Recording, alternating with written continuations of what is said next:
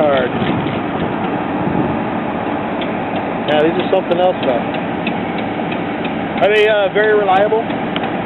Yeah, I must admit, really reliable. Really reliable regarding engines, electronic systems. There are problems with radios and systems, radio systems, and